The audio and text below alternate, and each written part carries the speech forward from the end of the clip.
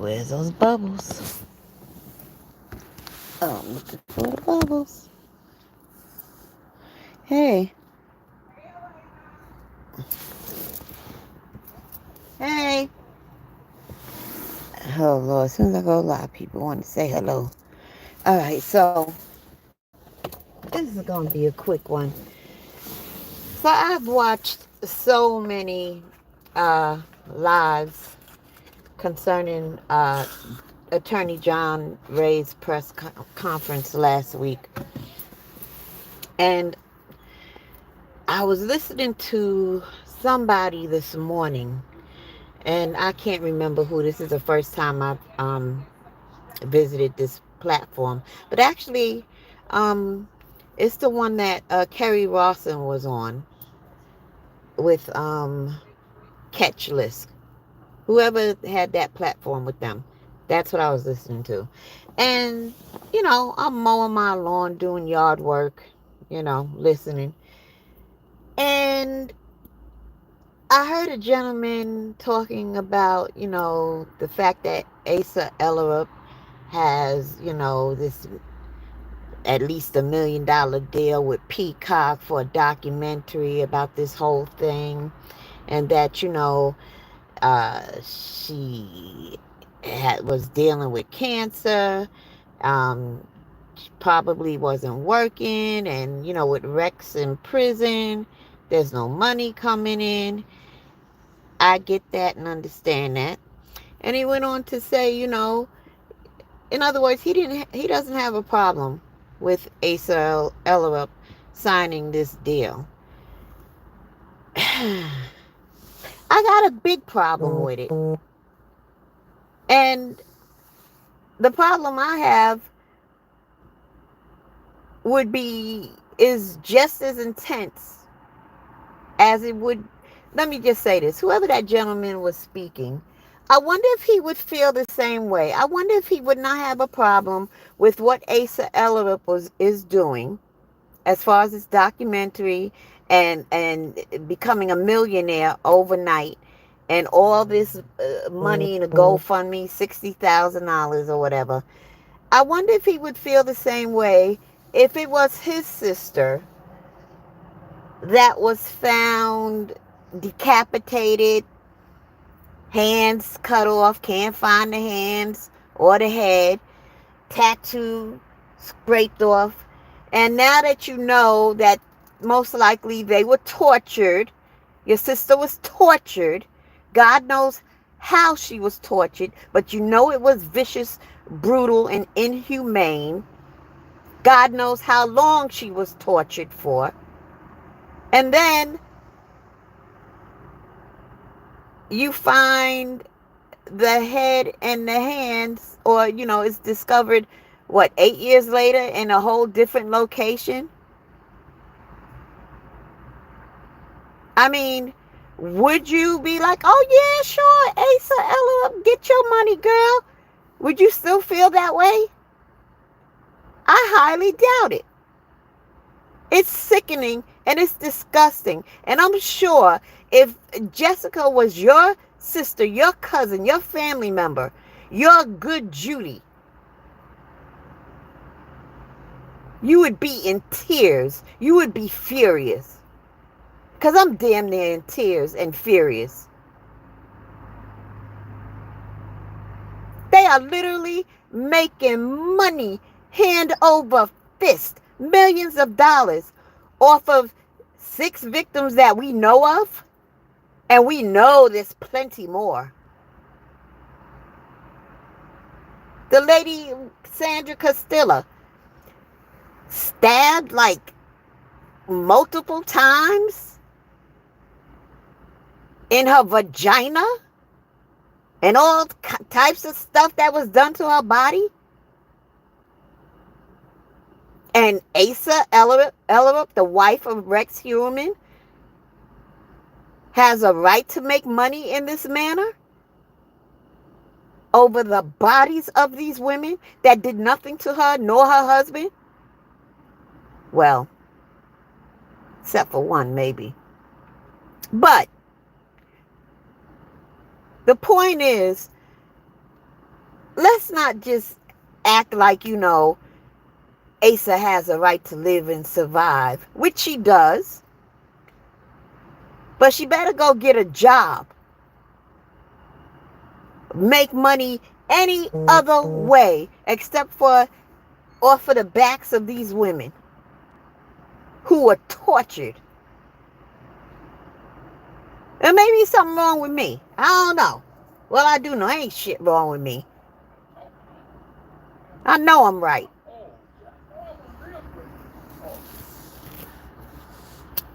Mm-mm-mm. I just hear so much, and the majority of the shows I listen to, and I try to listen to a lot and a whole bunch, it weighs in that most people are against John Ray. Most people are shocked and disappointed in Dr. Gary.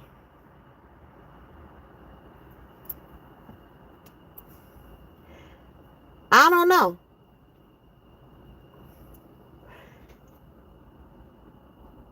But I do stand with John Ray.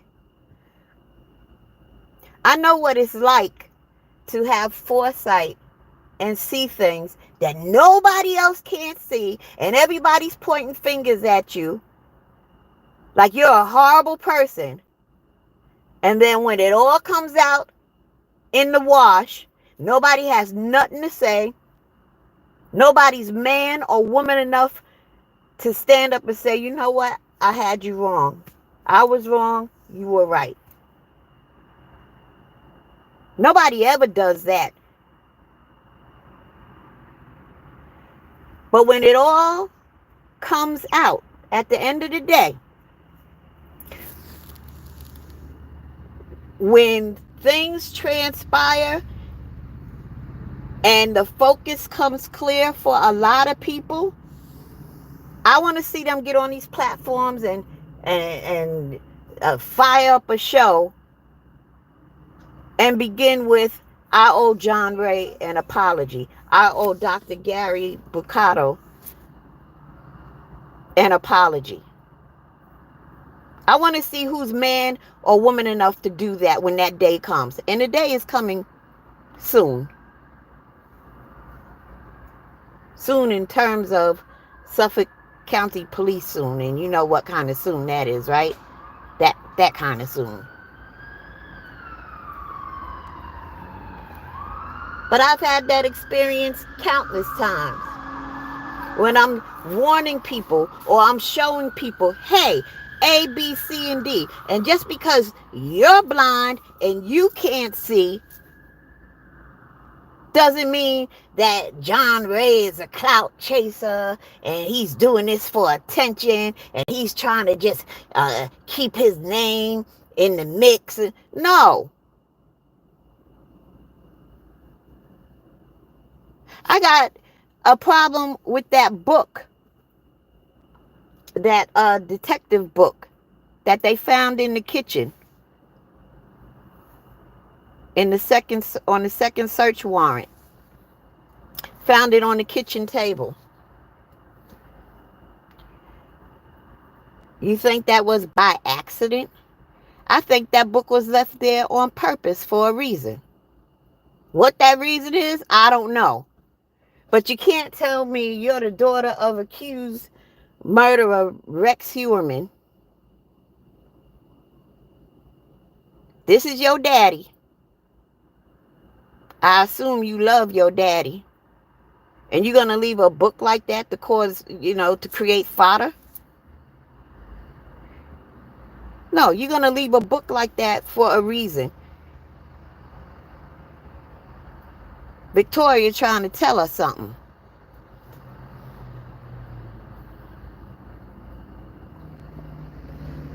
Now, as far as what John Ray presented,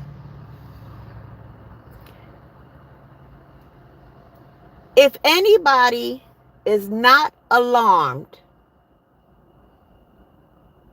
by what John Ray presented, You just blind, I guess.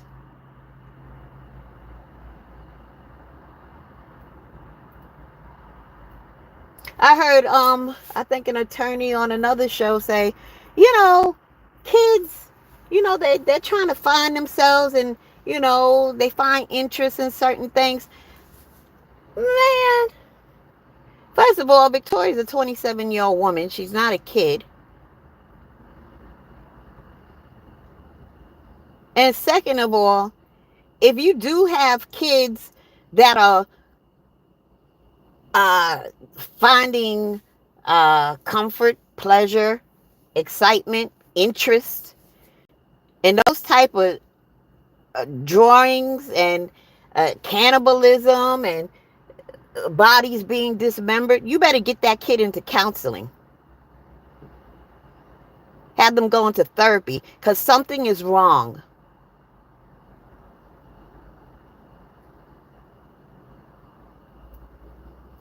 So for anybody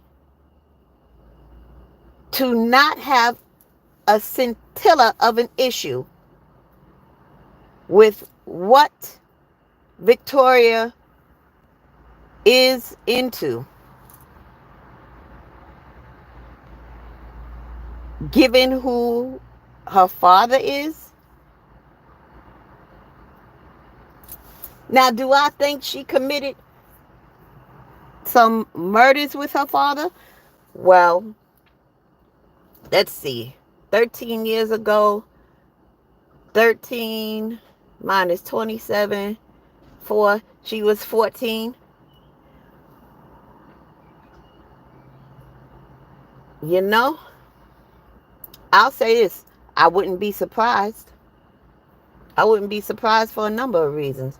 Number one reason I won't be surprised because these people live in Massapequa, Long Island. And I tell you, people out there are very, very strange. Nothing would surprise me. Number two, look who her father was. Who knows what he had been exposing her to? Who knows?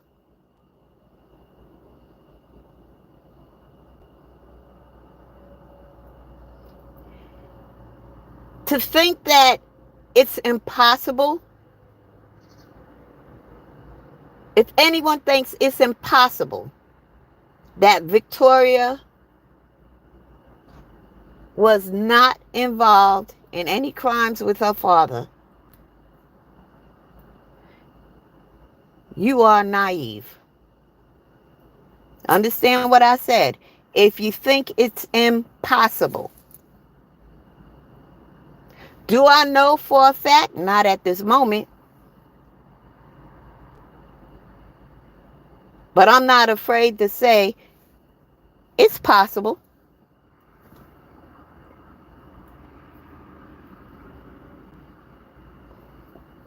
Listen, we dealing with the devil here. And a lot of people, unfortunately, are not familiar with God. So therefore, they're not astute when it comes to the devil. Now, I'm talking about something on the spiritual plane now. I don't think it's a coincidence. The similarities between Rex Heuermann and BTK. They both were 59, although BTK did not dismember individuals. They both were married. They both had a son and a daughter. What else? The kicker for me is that BTK has a name for his private part. You know what the name is? Rex.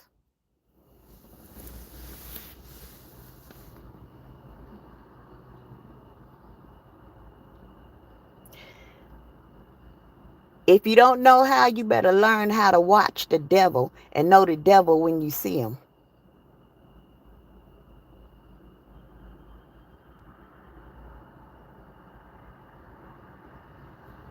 You think that's a coincidence? No, it's a spiritual thing.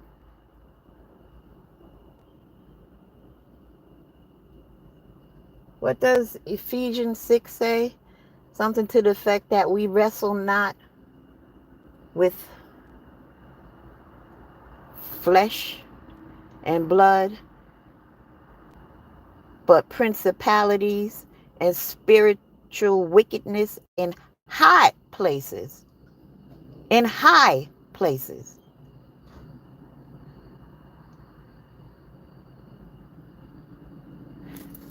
The similarities between BTK and Rex, this is that of which Ephesians 6 speaks about. Oh, you better recognize. You better recognize.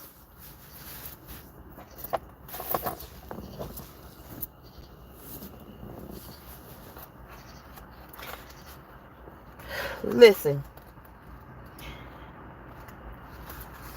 this situation is getting more and more interesting, and I am learning a lot by just sitting back and observing, watching, and listening. You know, God uses people. And I'll tell you again, back in 2011, you know, some people have a gift. I have a gift. I'm not no psychic. It's just a gift.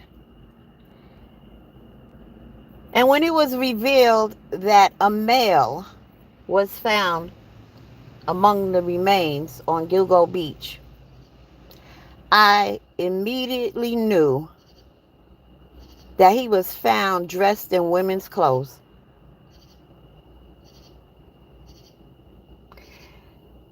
And when that was divulged several days later, I was like, wow.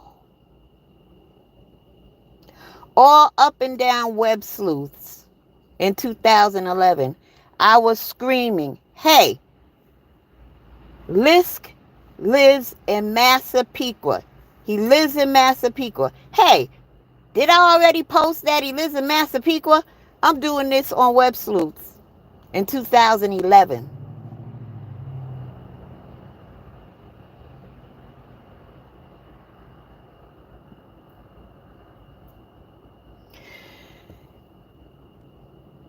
What we know so far, what was revealed when the most recent charges were levied against him, this is just scratching the surface.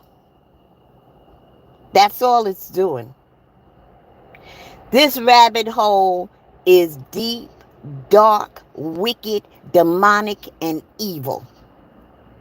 You ain't seen nothing yet. And I don't think that we'll really know every nook and cranny of the wickedness that went on. Because I think it's so bad that it would behoove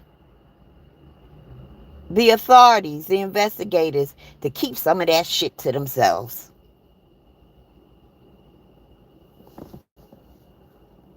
Hey, Juju. It would behoove them. One more thing before I go. Amber Costello has been on my mind for the past 2-3 weeks. And here's why. Mm, mm, mm.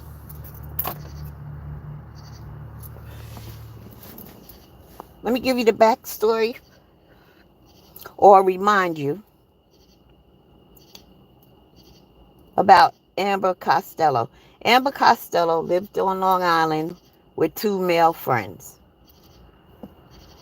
And she was a sex worker, right? Now, this is what happened. Let me remind you or inform you. So, she would take in calls, meaning guys would come over to the apartment, right?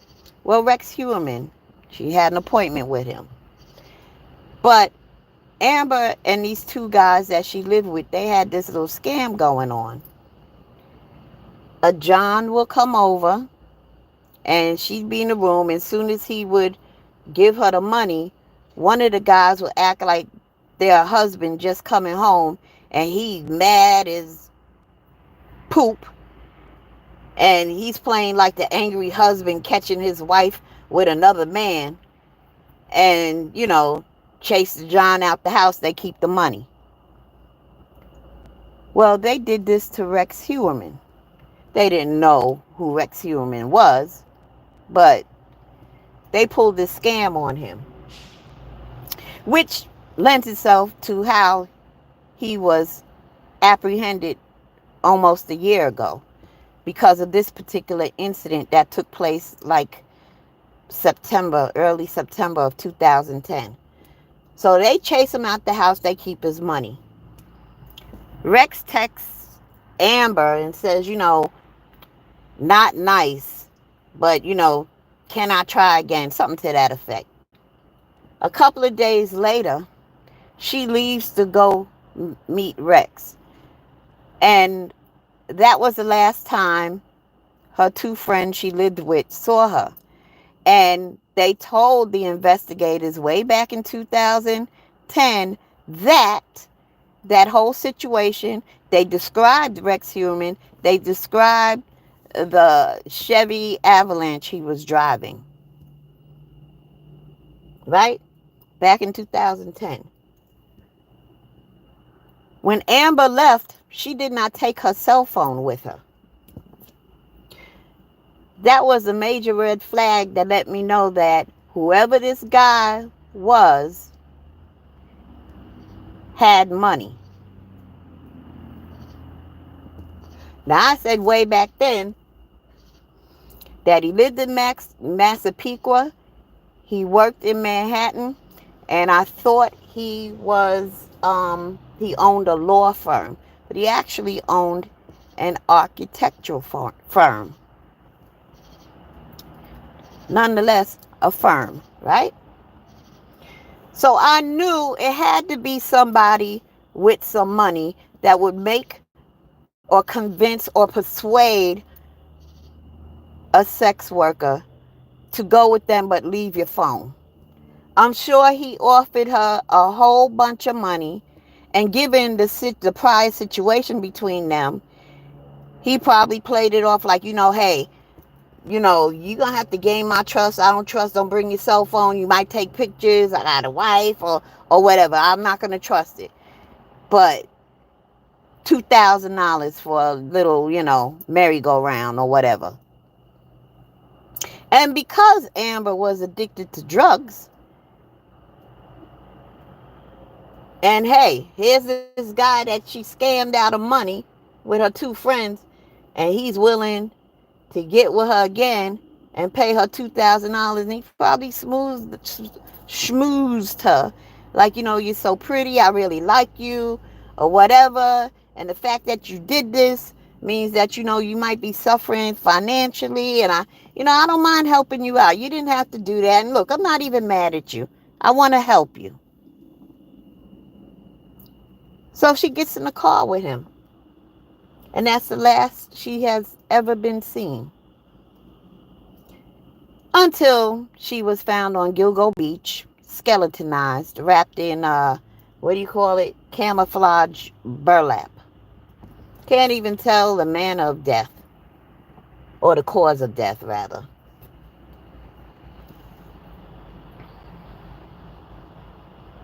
I cringe when I think about it. And I have wept several times over the past 3 weeks when I think about it. Because we didn't know at the time he was torturing women. But to know that he was torturing women, I weep, I cringe, I shudder when I think how he tortured Amber. Probably worse and more than any torturing he has ever done in his whole serial killer life because of that scam she pulled on him.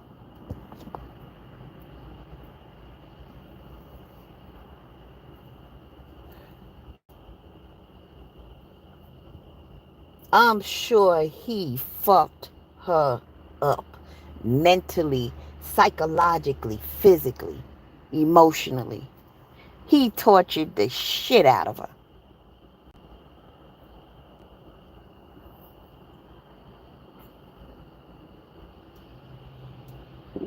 And you're going to get on a platform and support Asa Ellerup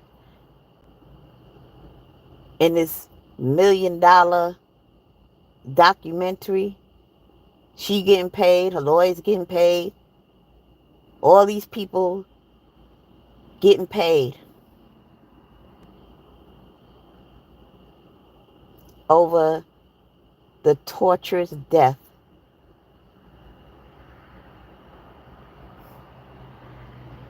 of 6 women and counting.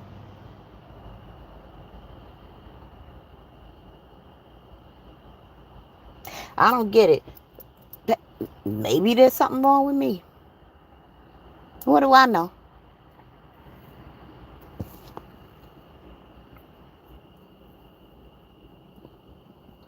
Anyway,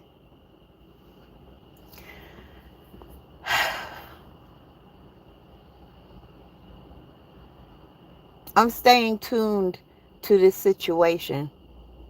And as I said, this is just the scratching of the surface.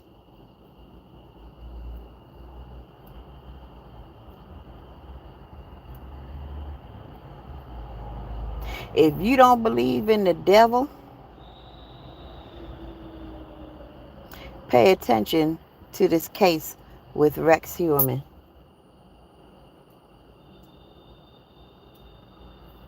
God is real and so is the devil. And if you don't believe in God and you can't see the devil in Rex Heuermann, something wrong with you. If you don't believe in God, but you can see the devil in Rex Heuermann, then you ought to know that God does exist as well. That's my thoughts on this entire situation thus far. Thank you for tuning in. Peace, and I'm out.